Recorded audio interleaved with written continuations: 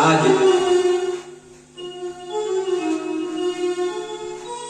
श्री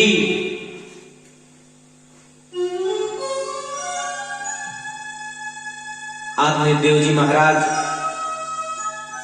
संत का पैर पकड़ के रो रहे हैं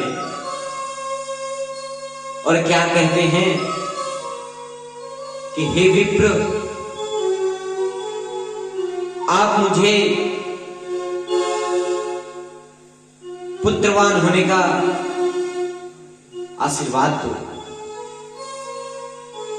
मगर उन साधु ने पहले ही देख लिया कि इनके 7 जन्म तक कोई पुत्र नहीं है,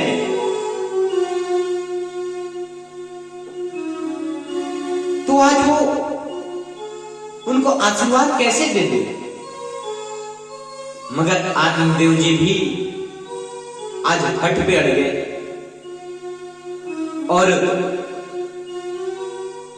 साधु से बोलते हैं, अगर आज आपने मुझे पुत्रवान होने का आशीर्वाद नहीं दिया ना, तो मैं अभी और इसी क्षण आपके सामने अपना प्राण अंत कर दूंगा, अपना प्राण त्याग दूंगा और आपको ब्रह्म हत्या का श्राप लगेगा। आज वो साधु भी सोचने लगे कि भला बढ़िया है फंसे, कि बहुत अच्छे जगह आके फंस गए। हम क्या भगवान के हरि भजन करने के लिए जा रहे थे, ना इधर आए होते ना इनके आज। मगर साधु संत ब्राह्मण का तो स्वभाव ही बहुत सरल होते हैं। वह तत्क्षण अगर किसी में प्रसन्न हो जाते हैं ना, तो उन्हें तुरंत आशीर्वाद दे देते हैं।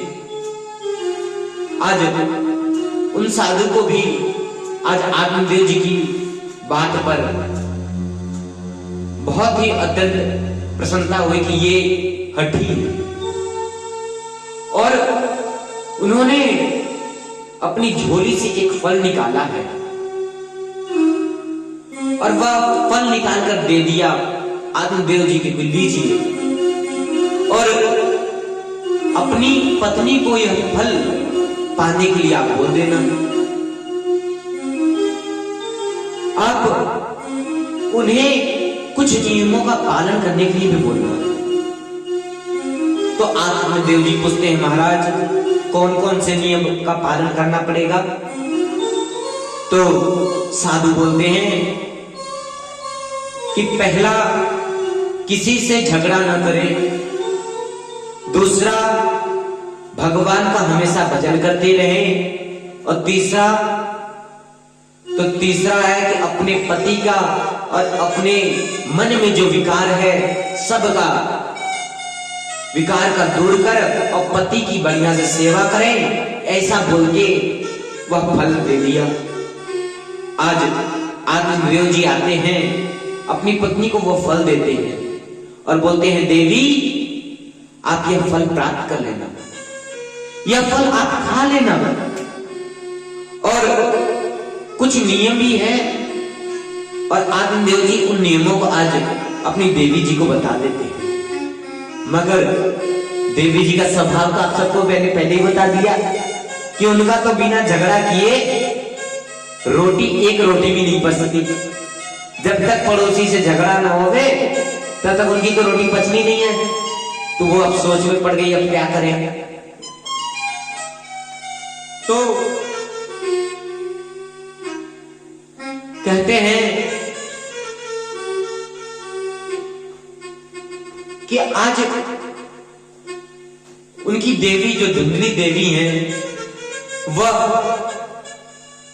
आज मन में विचार कर रही है कि ये फल खाएंगे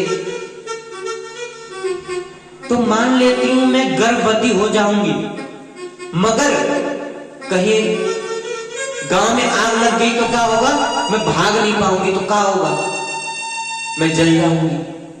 ऐसी मन में दुर्विचार को उत्पन्न कर रही है। और पीछे से उनकी पड़ोसन आ गई जो कि एकदम प्रिय मित्र थी, सखी एकदम आज धुंधली अपनी सखी से बोलती हैं कि सखी, आज मेरे स्वामी ने आज फल लेके आए हैं, ये किसी साधु महात्मा ने ये फल दिया है और उन्होंने बोला कि यह फल खा लेना आप और आप पुत्रवान हो जाओगे, आप गर्भवती हो जाओगे। और कोई ऐसे फल दे देगा और मैं खा के कहीं गर्भवती हो सकते हैं क्या? जो सखी थी ना, वह सात्विक भाव वाली थी, भगवान से प्रीति करने वाली थी। उसने बोला कि सखी, ये साधु महात्मा का अगर दिया हुआ फल है ना, तो जरूर ही तुम गर्भवती होगी। फिर धुंधली ने बोला, सखी, अगर कहीं मैं गर्भवती हो गई, गांव में आग लग गई, तो मैं भागूंगी कैसे? कहीं चोर डाकू आ गए तो?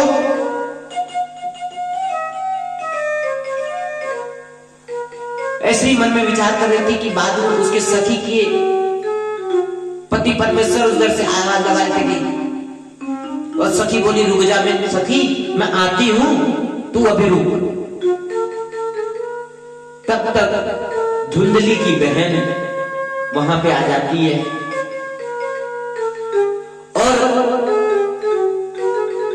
वही चीज आज धुंधली ने अपनी बहन को ये सब बताई कि आज मेरे स्वामी गए थे, उनने फल लाए हैं और ऐसे ऐसे मुझे करने के लिए बोले कि ये तुम खाकर गर्भवती हो जाओगे। और मैं सही में अगर खा लेती हूँ, कहीं गर्भवती हो गई तो मैं भागूंगी कैसे? कहीं डाकू आ गए तो मुझे मार देंगे, घर का काम नहीं होगा। और तो और अगर मान लो कुछ भी नहीं होता है तो कहीं गर्भवती हो गई तो काम तो कर नहीं पाऊंगी, तो अपनी ननद को बुलाना पड़ेगा और ननद को नहीं तो भाई नौकरानी लगानी पड़ेगी, दास लगाने पड़ेंगे और दास लगाएंगे तो ज्यादा धन देना पड़ेगा। और ननद आ गई तो कहीं अगर पुत्र हो गया तो बढ़िया पंडित जी से तो बढ़िया ले जाएगी। और धुंधली की बहन ना उनसे भी एकदम बढ़िया वाली, उनकी तो एक से झगड़ा होगा तो एक रोटी पच जाएगी। पर जो उनकी बहन थी वो लालच के मारे इतनी लोभी थी कि कुछ रहने का नहीं। आज धुंधली की बहन ने बोला, बहन, ये मेरे 8 बाल गोपाल तो घर में खेल रहे हैं और 9वां की ये तैयारी है, 3 महीने पेट से।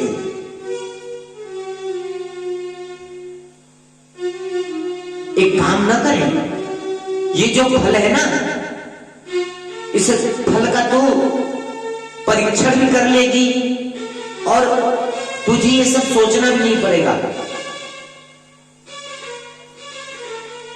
तो धुंधली देवी बोलती है, कैसी? तो उनकी बहन बोलती है कि जो मेरे गर्भ में पुत्र पल रहा है ना, बच्चा पल रहा है ना, मैं उसे तुझे सौंप दूंगी, उसके बदले में तू मुझे कुछ धन दे देना, उसके बदले में तू मुझे कुछ धन दे देना, जिसे मैं अपने पति देव को देके शांत कर दूंगी। और ये फल जो है ना, जो तेरे आंगन में गौ माता बन रही है, उनको खिला दे, इससे उनका परीक्षण ही हो जाएगा कि साधु ने जो फल दिया है वो सही में उससे पुत्र होता है या नहीं। तो आज धुंधली ने वह फल गौ माता को खिला दिया और अपने पेट पे कपड़ा बांधना प्रारंभ किया।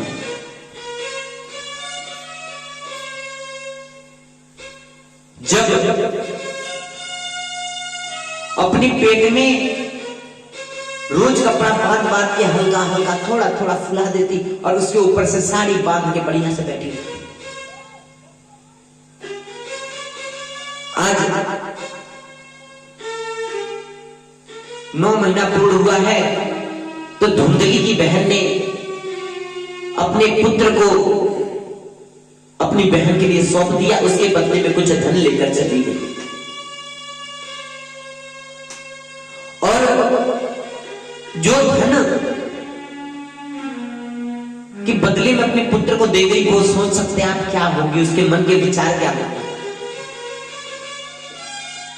और धुंधली देवी ने इधर आत्मदेव जी को, अपने स्वामी को बताती है कि स्वामी आज आपको पुत्र हो गया, आज आपको लाला हुआ, बच्चा हुआ है। और आत्मदेव जी इतने खुशी हुए कि पूरे गांव और मोहल्ले में मिठाई बांटने चले गए।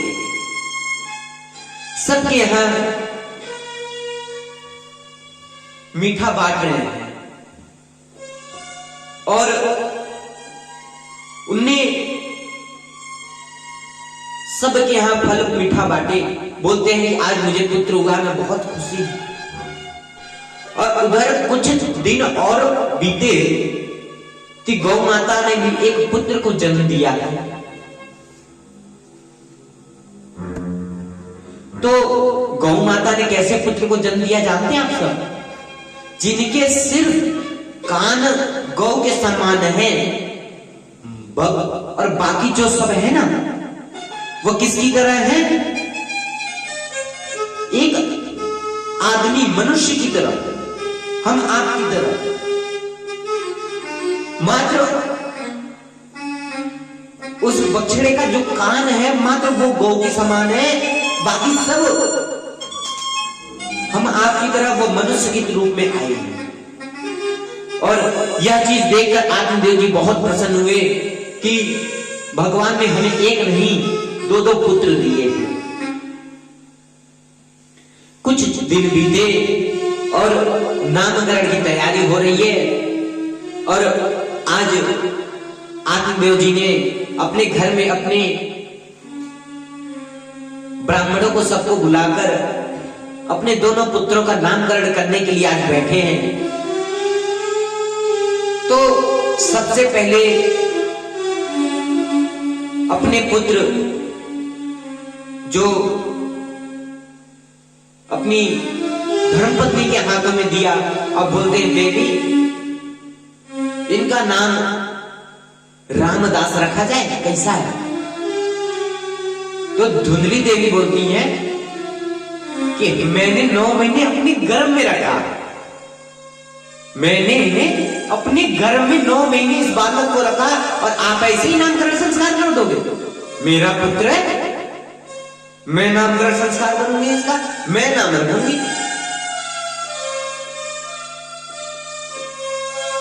आप तो भगवान के नाम पे रखने चले गए। आप अपने नाम पे जैसे आत्मदेव आप हो, वैसे रामदास अपने बेटे का नाम रखने चले गए। मेरा नाम धुंधली है और मैं अपने बेटे का क्या नाम रखने जानते हैं? धुंधकारी। आज अपने बेटे का नाम क्या रखी है धुंधली देवी? धुंधकारी। और दूसरे पुत्र का जब नंबर आया, बारी आया, तो उनका नाम रखा जाता है गौकर्ण, जिनके कान सिर्फ गौ के समान है, बाकी सब शरीर मनुष्य के भांति दिख रहा है। उनका नाम गौकर्ण जी रखा गया। और आगे चलकर गौकर्णो पंडितो ज्ञानी धुंधकारी महाकुल, जो गौकर्ण जी थे ना, वह महान ज्ञानवान तपस्वी और भगवान से प्रीति करने वाले भी थे। और धुंधकारी की महाखल, जो धुंधकारी है वो कैसा निकला? महाखल। वो छोटो छोटो बच्चों को मारता, अंधकूप में बच्चों को ले जाकर फेंकने लगा, ऐसा है धुंधकारी। और बड़े होते होते एक ने अपना नाम, अपने पिता का नाम किया तो दूसरे ने नाम डुबाया। कहीं कहीं कहते हैं ना कि जो पुत्र होते हैं वह कोई तो नाम आगे बढ़ाते हैं, कुछ नाम आपका डुबा देते हैं। जो धुंधकारी की तरह होते हैं ना, महाकाली, वो आपका नाम डुबाने के लिए आते हैं।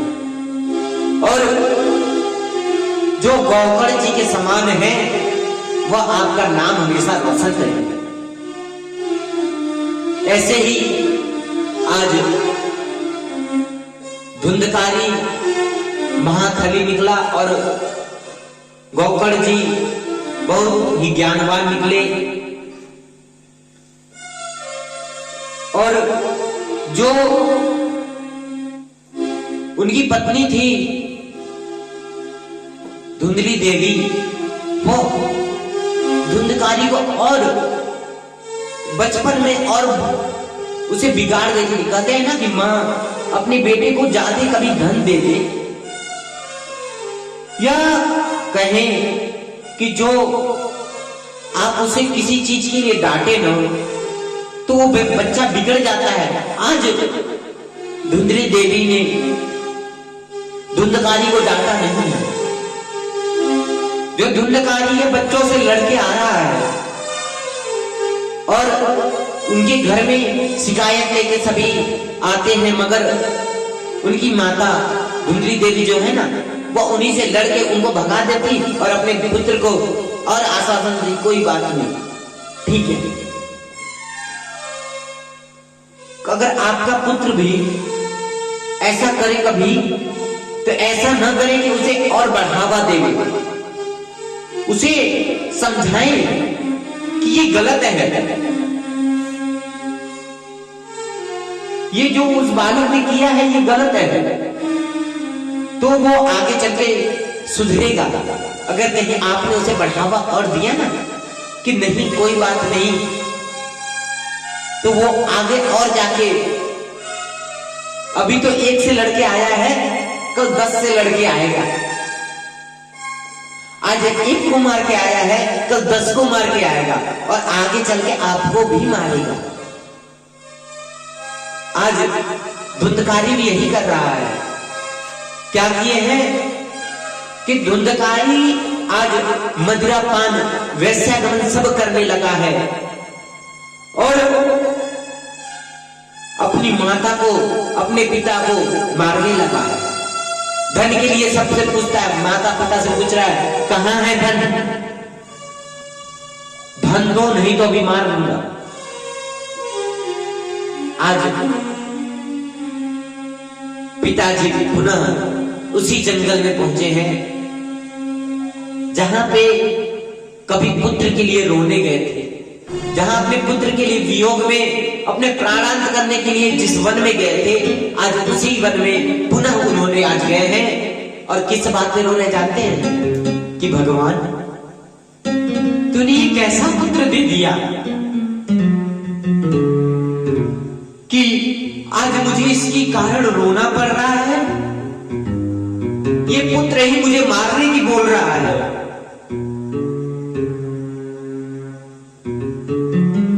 आज पुनः गौकर्ण जी उसी जंगल में गए और वही मुनि मिले। मुनि ने पुनः पूछा कि हे विप्र, आप तो वही हो जो कुछ वर्ष पहले आपने यहां पे पुत्र प्राप्ति के लिए रो रहे थे, तो आज आप क्यों रो रहे हैं? तो आज आदिदेव जी बताते हैं, सारा वृत्तांत सुनाते हैं कि हे ऋषिवर, आज वही पुत्र जिसकी प्राप्ति के लिए मैं आपसे याचना कर रहा था, आज वही पुत्र मुझे मारने के लिए बोल रहा है। आज आदिदेव जी ऋषि की बात मानकर भगवान नाम संकीर्तन करते हुए वहीं पे आगे बढ़ गए और अपने आप का प्रणाम कर दिया। और इधर बची सिर्फ धुंधली। और पुत्र गौकर। जो धुंधली देवी थी ना, धुंधकारी की डर के मारे अर्धरात्रि में, रात्रि के 12 बजे अंधकूप, अंधकूप मतलब जानते हैं आप सब, जिस कूप में कभी जल नहीं हुआ हो, कुआं तो है मगर वह सूखा हुआ है, वैसे कुएं में आज जाकर धुंधली देवी ने अपना प्राणांत कर दिया, उसमें कूदकर अपने प्राणों को त्याग दिया और गौकर इधर ज्ञान प्राप्ति के लिए और भगवान के संकीर्तन के लिए इधर निकल गए हैं। और जो धुंधकारी है आज अकेला पाकर, अभी तक तो वो सीमित रूप से चोरियां करता था, सीमित रूप से लड़ाइयां करता था, मगर आज वो अकेला है। आज वह ढेर सारा चोरी करके लाता है और सर्वप्रथम कहां गया जानते हैं? जहां वैश्यागमन के लिए जाते हैं वहां आज वह जाके एक नहीं, दो नहीं, तीन नहीं, 5-5 वैश्याओं को अपने घर में ले आता है और रोज उन वैश्याओं को चोरी करके धन लाके देता है। एक दिन धुंधकारी ने बहुत सारी चोरी की और जानते हैं कहां से? उस राज्य के राजा के यहां से चोरी करके लाया। वो वैश्या देखते ही समझ गए कि ये तो राजा के यहाँ की मुद्राएं हैं और राजा के यहाँ चोरी हुई है, मतलब राजा तो अब अवश्य ही इसकी छानबीन करवाएगा। और कहीं राजा ने छानबीन करवाई और ये पकड़ा गया तो संग में हमें भी पकड़े जाएंगे और हम पकड़े जाएंगे तो इसे तो सजा होगी ही, हमें भी होगी। तो आज उन वैश्याओं ने धुंधकारी के दोनों पैर और हाथों को ना उसकी खाट से बांध दिए, जिसपे आज धुंधकारी सो रहा, उसी खाट से वो उसे आज बांध दिए रस्सी से और उसका गला दबा के मार रही है। मगर जैसे ही उसने आवाज करने की कोशिश की, एक वैश्या जाती है और रसोई घर से चूल्हे में जलते हुए अंगारों को लेके आई और उसके मुंह में उन अंगारों को डाल दे रही थी और जैसे उसके मुख में जलते हुए अंगारे जाते हैं, वह तड़प तड़प के अपने प्राणों के उसके प्राण चले जाते हैं और वो एक प्रेत योनि को प्राप्त होता है और कहते हैं कि प्रेत भी कैसा बना है जानते हैं? छोटा मोटा कोई प्रेत नहीं है, अव्वल नंबर का, 1 नंबर का बढ़िया प्रेत बना है। और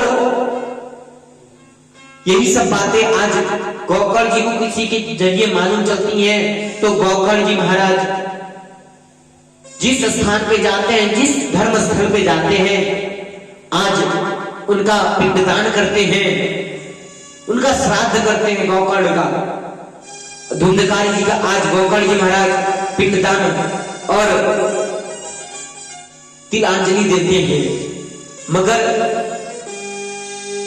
किसी ने पूछा कि महाराज जब गौकर जी ने धुंधकारी के लिए जब पिंडदान किए हैं और तिलांजलि दी है तो कहते हैं कि गया में किया हुआ पिंडदान कभी विफल नहीं जाता। तो आज गया में पिंडदान होने के बाद में भी ये धुंधकारी क्यों मोक्ष को प्राप्त नहीं हुआ?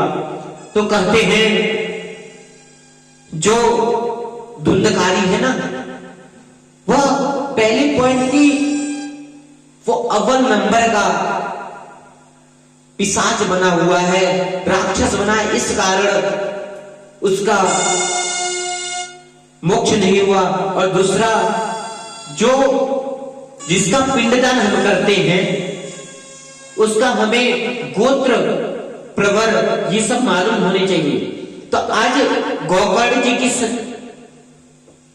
गोत्र से आज तिलांजलि देते हैं, जो कि उनके पिता का है, जो उनके पिता का गोत्र है, उस गोत्र के जरिए में आज धुंधकारी के लिए तिलांजलि दी जा रही है। मगर वह पुत्र किसका था?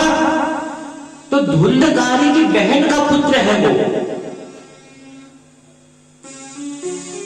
तो कुछ संतों का मत ये भी है कि जो धुंधकारी है उसका गोत्र न मालूम होने की वजह से उसका उद्धार और मोक्ष को प्राप्ति भी होता है।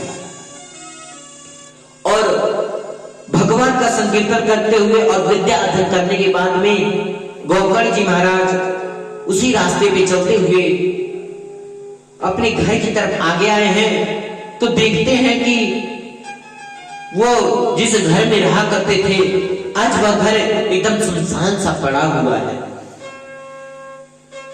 और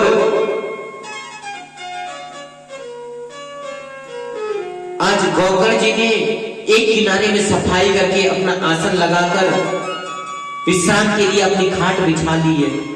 रात्रि की बेला है और संध्या बंदन करने के बाद में गौकर्ण जी ने अपना भोजन प्रसादी किया और विश्राम के लिए सो रहे हैं। रात्रि के 12 बजे धुंधकारी नाना प्रकार की आवाजों में आग गौकर्ण जी को डरा रहा है। कभी शेर बन जाता है, तो कभी बकरी, तो कभी भेड़ के रूप में आज आवाज लगा रहा है। जब आत्मदेव गौकर्ण जी ने अपने हाथ में जल लिया और उसे अभिमंत्रित कर सामने की ओर फेंका, तब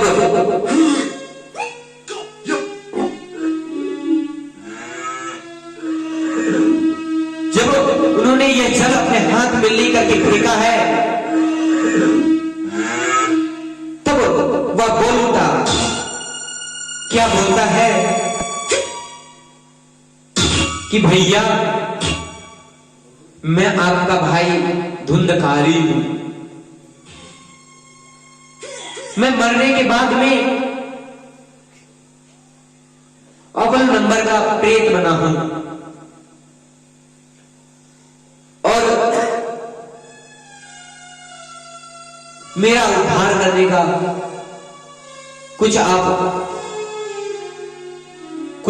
उद्धार करें मुझ पर। मुझे इस प्रेत योनि से बाहर निकाले। आज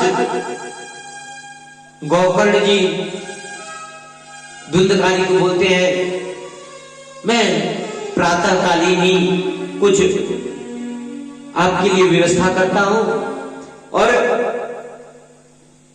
जैसे ही सुबह होती है आज गौकर्ण जी महाराज भगवान सूर्य को अर्घ्य दे रहे हैं और भगवान सूर्य से ही प्रार्थना करते हैं कि हे प्रभु, आप ही मुझे कोई रास्ता बताएं। जो मेरे बड़े भैया हैं आज प्रेत योनि को प्राप्त हैं, उस योनि से उन्हें मोक्ष मिल जाए, ऐसा कोई रास्ता बताए। आज सूर्यदेव जी ने सप्ताह ज्ञान यज्ञ श्रीमद् भागवत की उन्हें करने के लिए बोला है